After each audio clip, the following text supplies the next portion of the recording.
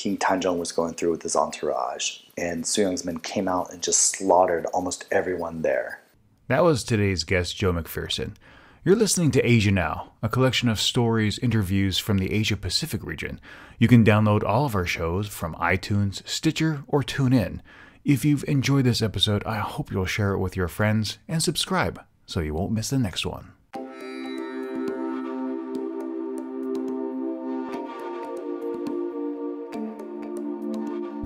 Ghosts, murder, and all things scary. Every city has tales that will make your blood curdle. Today we take a look at Seoul's seamier side. It's just one of the stories taking place in Asia now.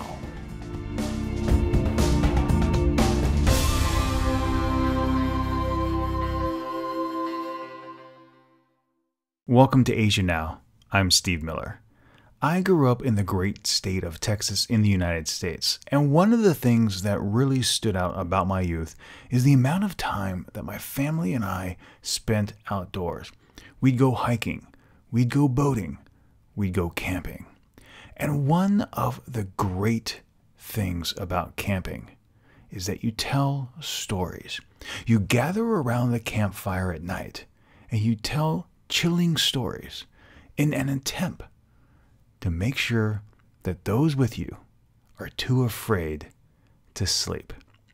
Some of the stories were actually gripping, and I will admit that on a few occasions, I was scared so much that I slept with one eye open. And you know what? Asian stories, Asian ghost stories, are also insanely popular. Look at the feature films The Ring or The Grudge. They are terrifying. They're chilling. They're stories that make your blood curdle. Now, in South Korea, the capital of Seoul has a very grisly history. And I recently spoke with Joe McPhereson. He's the founder of ZenKimchi Food Journal, and he actually dove deep into Seoul's history to develop a walking tour around some of the famous sites. I recently stopped by his office and asked him how he came up with the idea. Well, actually, when I was in London 20 years ago, oh my God, I really got kind of impressed by these Jack the Ripper walking tours, all these other walking tours going around that had this historical dark theme to them. And I've already started some food tours in Seoul, but I noticed there's no ghost tour, nothing akin to a Jack the Ripper tour here. So I thought, well, why don't we try to put one together for ourselves? And so I started doing research, and the research took at least a year to do, to put something together. Well, thank you for joining the Dark Side of Seoul tour. I'll tell you, this is around a 2 to 2.5 hour walk. We will have some stops, around 3 stops for bathroom breaks. We will have 1 stop for if you need to get some street food, street beers, street cocktails. Sometimes there's a cocktail guy out there. If you do need to use the bathroom, make sure to clear your throat before going in, so you do not disturb the bathroom ghost. Just don't startle it, because if you startle it, it just pummels you into oblivion. And if anything offers you red or blue toilet paper, carefully choose the right one. The wrong one will result in a painful death. Unfortunately, I do not know which one's the right color. It was a very interesting concept, and I asked Joe, where did he find the stories? Oh my goodness, it's not easy. It's not easy because even though there were a lot of, Korea used to be full of ghosts, and then all of a sudden they're all gone, it seems like. So finding information is extremely difficult. Koreans don't like to talk about it, it seems like. So that was one thing. I used, well, Robert Neff, he's a historian here, and he's great. He speaks fluent Korean. He's a big collector of, he's got one of the largest historic photos collection of Seoul, of Korea in the world. He's a good source for a lot of this. On top of that, I've ended up looking at Korean resources, so my Korean ghost vocabulary got much better. So, and also just looking at general history, because I did study Korean history before graduating. And that's one reason I came to Korea, because it is very much like Game of Thrones in Asia. So it's a very dark but exciting, very violent history. And it happened right here in Seoul. So a lot of those stories were not hard to put together. The challenging part was finding the locations for where all these things happened. Let me get you some orientation going on here. We're in, like, down over there is Gyeongbokgung Palace. Over there is Cheongdeokgung Palace, Cheonggyeonggung Palace. So we're in between all the major palaces. So this is where all the aristocrats lived. Changes of power rarely went smoothly here. So this place saw a lot of action. I looked at old maps. Some of them actually had the addresses. I actually have this old map from 1945 that I was overlaying with Google Maps as well. Oh goodness, there's so many other ways I was just playing around trying to pinpoint different things. Like if someone said, oh, it was by this building but a few meters this way, but none of that is left. But I try to like figure out where everything was, like triangulation. Yeah, it was very difficult, and I would just plot it. I mean, things like the serial killer, and there were some articles that mentioned what neighborhoods, or exactly, they pinpointed it to the actual block where some of the murders took place. Or I found out the exact, oh, that was one. I found out the mass murder at his apartment building in Sinchon. They mentioned an apartment building that was a certain number of meters from the police station, because they pointed out that how the police, it was right there, right next to the police the whole time in the article. So I checked out Google Maps, and there was only one police station by Sinchon Station.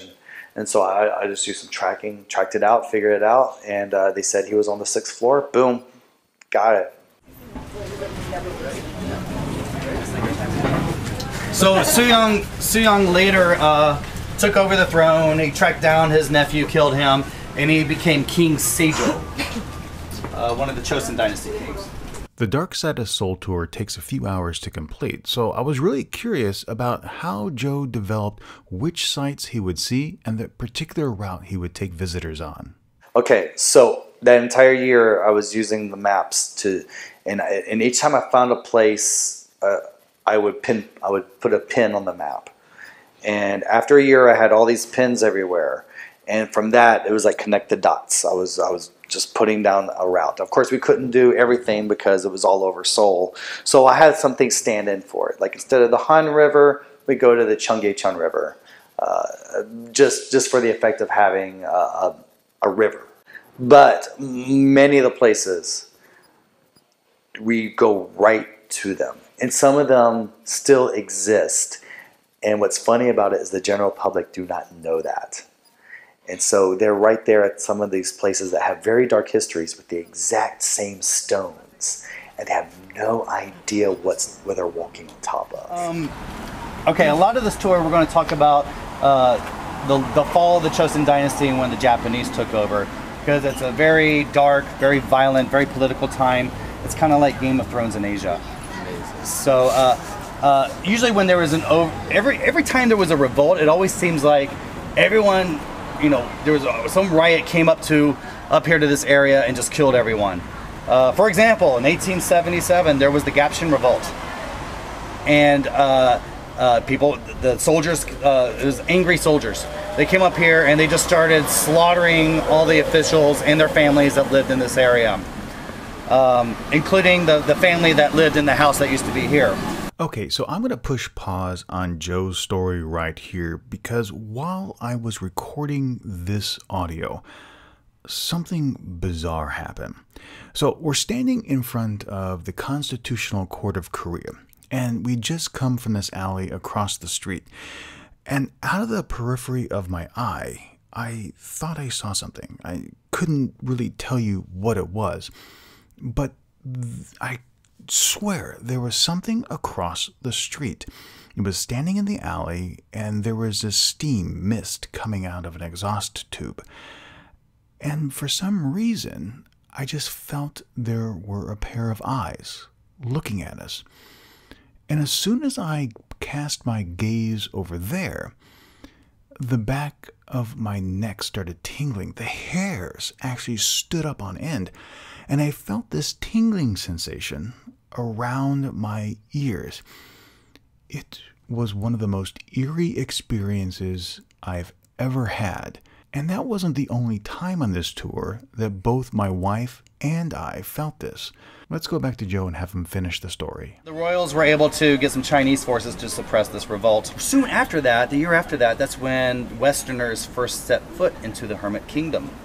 And it was missionaries and diplomats. And so when they presented themselves to the king said, well, you're going to need places to stay. We'll have to find some places for you. And some of his aides said, well, we have these newly empty houses here. Generally 2 hours. It depends on the size of the group and how fast we walk. And the groups tend to be from 2 to 20. And I found that the dynamic is different, but not one is better than the other. Each one has their own advantages for size, but it really does change. It changes a lot when we have people who are a little more in tune with the other worlds, the psychics on board. On 2 separate occasions, we had one psychic who was giving us updates on energy levels the entire time. On another time, there was a person who didn't tell me she was clairvoyant until an email afterward.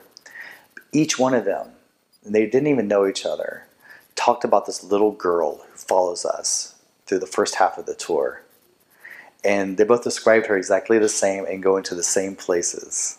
So I found that a really freaky coincidence. One thing I love about this tour, and I've gotten this comment from a lot of other people, especially expats, is they've gained a lot more respect for Seoul as a city because of this. You become very intimate with the city. It's like you're kind of making love to the city in a way. You're getting to know it really intimately in a way that was not meant to be known for a long time. You're digging up parts of it that have been long dormant.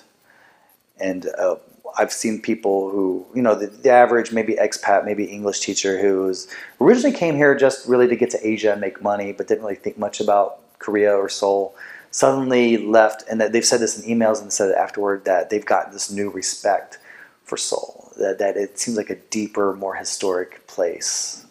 I'd like to thank Joe for sitting down with me and allowing me to go on the tour with him. It was a fantastic experience, and like he said, I learned a tremendous amount about the city. It was fantastic. A lot of the stories I had never heard before.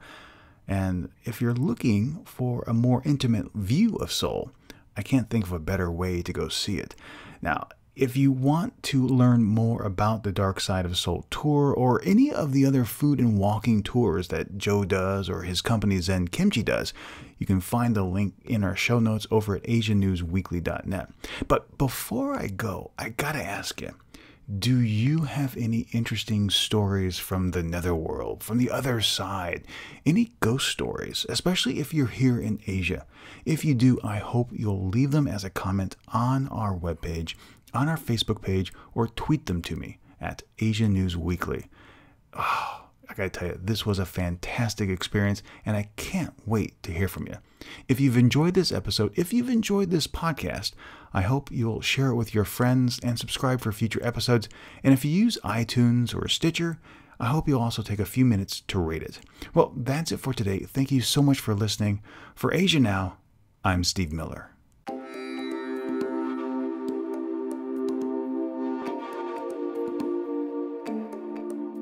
Asia Now is licensed under a Creative Commons Attribution Non-Commercial No Derivatives 4.0 International License.